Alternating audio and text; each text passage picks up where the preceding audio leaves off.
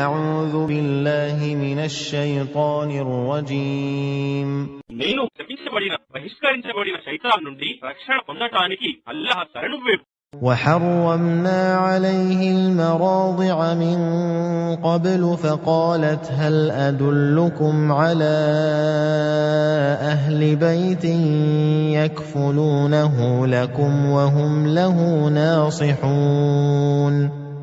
మరియు మేము అతనిని ఇతరుల పాలు త్రాగకుండా మొదటనే నిషేధించి ఉన్నాము. అతని సోదరి వారితో అన్నది, మీ కొరకు అతనిని పాలిచ్చి పోషించగల ఒక కుటుంబం వారిని నేను మీకు చూపనా? మరియు వారు అతనిని మంచిగా చూసుకునేవారై ఉంటారు. فرددناه إلى أمه كي تقر عينها ولا تحزن ولتعلم أن وعد الله حق ولكن أكثرهم لا يعلمون.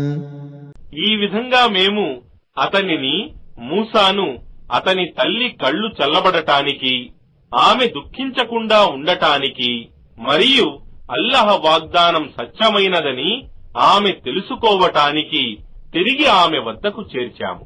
కాని వాస్తవానికి చాలా మందికి ఇది తెలియదు.